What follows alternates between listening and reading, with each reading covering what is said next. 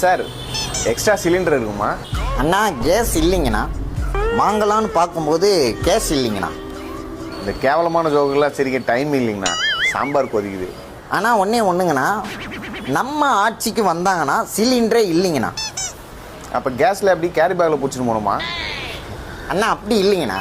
Foreign countries மாதிரி under ground வழியாக case லைனை பைப்பை விடுவாங்கண்ணா. அப்படி யாருக்குமே தெரியாமல் கொண்டு வந்துடலாங்கண்ணா. எது இந்த ஜிஎஸ்டி நீட்லாம் கொண்டு வந்தீங்களா அந்த மாதிரியா? அண்ணா நீங்கள் நல்ல ஒரு விஷயம் புரிஞ்சுக்கணுங்கண்ணா. நான் யாரையுமே இங்கே குறை சொல்ல வரலைங்கண்ணா. இங்கே அரசாங்கம் சரியில்லைங்கண்ணா. சார் எங்கேயோ நடக்கிற வாருக்கு இவங்கன்னா சார் பண்ணுவாங்க. எதாவது சொல்லணும்ல உங்களுக்கு? அண்ணா போரே நடந்தாலும் சண்டை போட்டு வாங்கணுங்கண்ணா. எது அடியா? சும்மா சமாளிக்காதீங்க சார். அண்ணா நீங்கள் உத்து கவனிச்சிங்கன்னா நீங்கள் தெரிஞ்சுக்கலாங்கண்ணா. இல்லை நார்மலாக பார்க்கும்போதே தெரியுது நீங்கள் சமாளிக்கிறீங்கன்னு.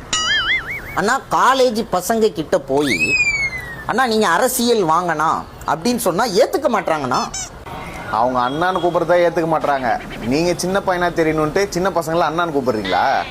அண்ணா சிம்பிளாக ஒரு மெட்டஃபர் ஒன்று சொல்கிறேங்கண்ணா. அண்ணா தமிழ்நாடுங்கிறது ஒரு விமானம் மாதிரின்னு வச்சுக்கோங்கண்ணா.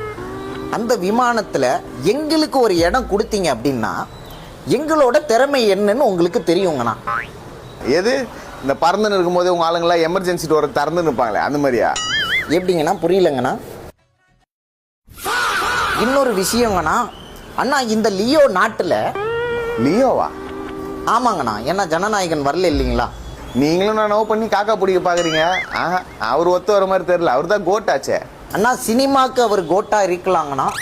ஆனால் பாலிடிக்ஸ்னு எடுத்தால் நான் தாங்கண்ணா கோட்டு. அதான் தெரியுமே.